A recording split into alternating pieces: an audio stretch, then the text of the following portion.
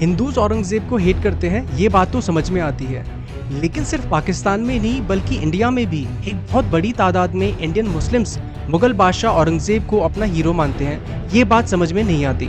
आखिर औरंगजेब की पर्सनालिटी का ऐसा कौन सा पहलू है जिसकी वजह से मुस्लिम्स उसे जिंदा पीर या शाही दरवेश कहते हैं? आइए जानते हैं इस वीडियो में।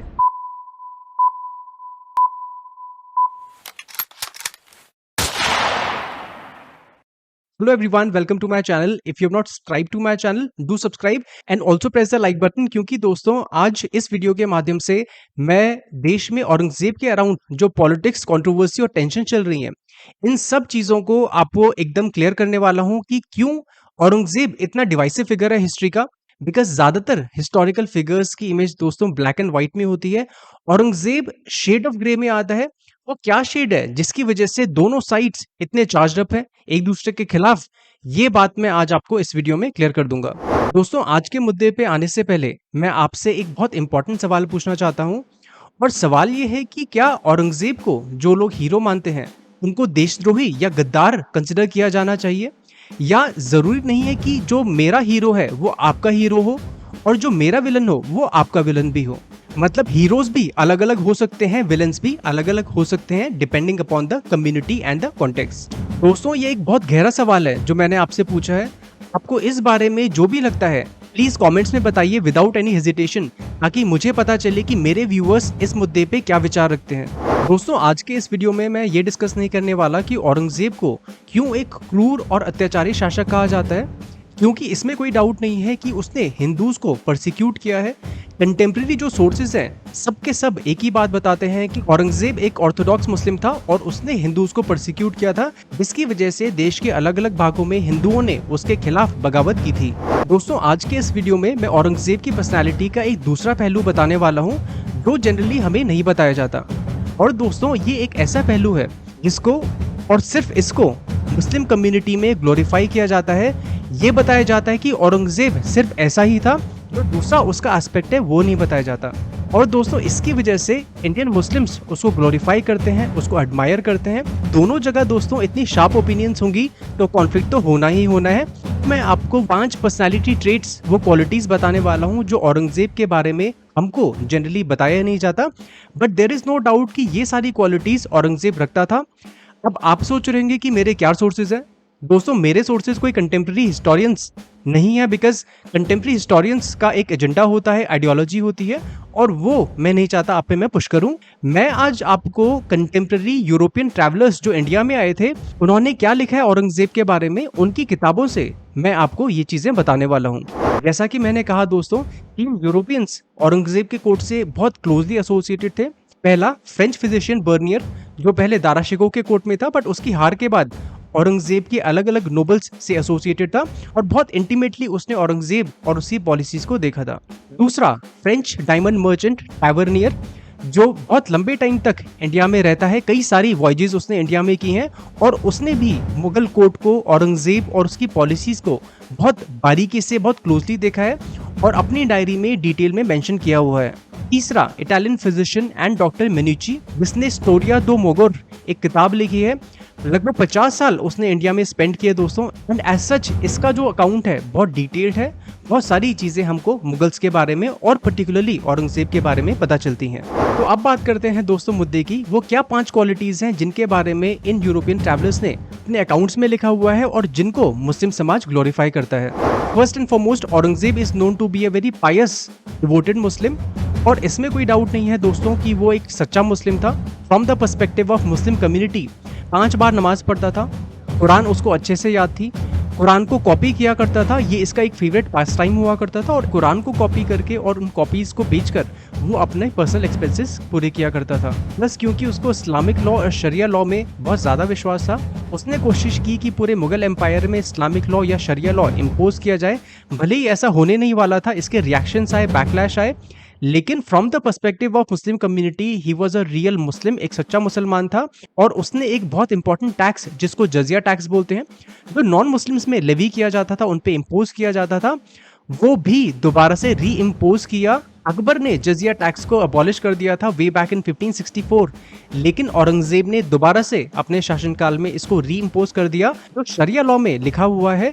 इसके अलावा औरंगजेब ने अपने कोर्ट में म्यूजिक, पेंटिंग, स्कल्पचर, ये जो सारी चीजें हैं आर्ट एंड कल्चर से रिलेटेड, इन सबको बैन कर दिया। हिंदू राजाओं के सिर पे, पर्टिकुलरली राजपूत रूलर्स के सिर पे मुगल बादशाह टीका लगाया करते थे, तिलक लगाया करते थे, उसको भी औरंगजेब ने बंद करा दिया। झरोका दर्शन मतलब बालकनी में आके खड़े होना मुगल जो रूलर्स हैं वो किया करते थे हर सुबह, वो भी औरंगजेब ने अनइस्लामिक बोलकर बंद कर दिया। तो ये जो सारी चीजें हैं जो हमको ऑर्थोडॉक्स लगती हैं, from the perspective of Muslims they really admire him for all this.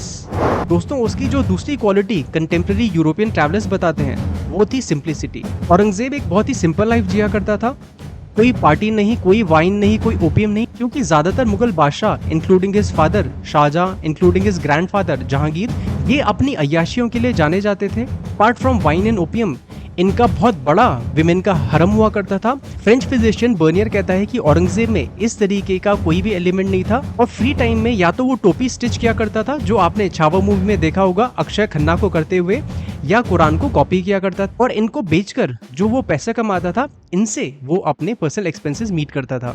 दोस्तों मैं आपको एक इंटरेस्टिंग चीज बताता हूँ कि जब औरंगजेब मरने वाला होता है वो अपने एक बेटे आजम शाह उसको एक चिट्ठी लिखता है और उसमें लिखता है कि जो मैंने 13.5 रुपए पी सील कर और उसको बेचकर कमाए हैं उन पैसों को गरीबों में बांट दिया जाना चाहिए चैरिटी के लिए, और बचे कुचे 3.5 रुपए से मेरा मकबरा बना देना विदाउट द लैविश टूम्स जो आपने मुगल्स के केस में देखा होगा लाइक हुमायूंस टूम, ताजमहल एटसेट्रा। और इसी वजह से जो उसकी टूम है मतलब मकबरा है खुलदाबाद में औरंगाबाद डिस्ट्रिक्ट में, जिसको लेकर बहुत सारी कंट्रोवर्सीज हो रही है। अब क्या कंट्रोवर्सी है आप मेरे को कमेंट्स में बताइए।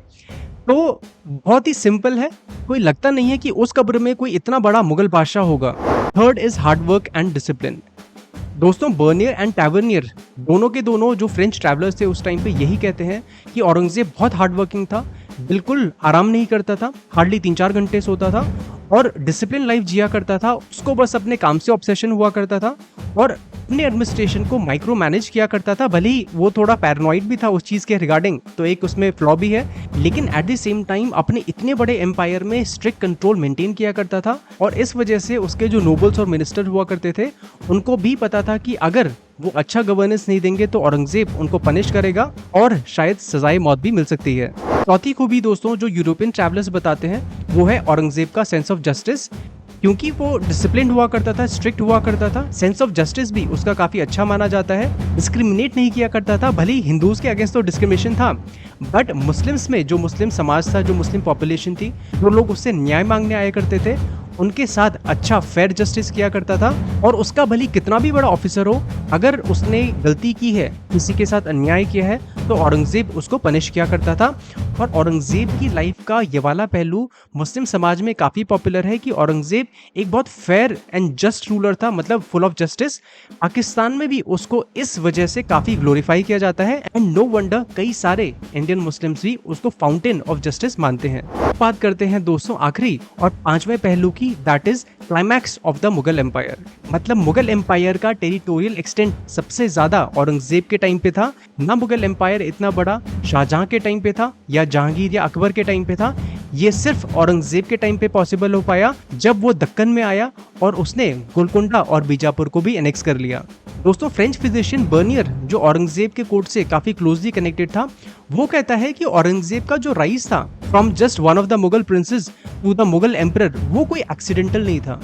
Aurangzeb was very intelligent, he was a master strategist, war hardened military general हुआ करता था दक्कन में, क्योंकि काफी ज्यादा टाइम स्पेंड किया हुआ था उसने already before he became the emperor. वो अलग बात है कि पूरी लाइफ बाद में उसकी वहीं खत्म हो जाती है। तो ये जो क्वालिटीज हैं like master strategist, a great military general, intelligent and cunning and even shrewd, भले ही उसने अपने भाइयों को धोखा भी दिया बट उसका जो राइज था वो इनएविटेबल था क्योंकि उसमें ये सब क्वालिटीज थी।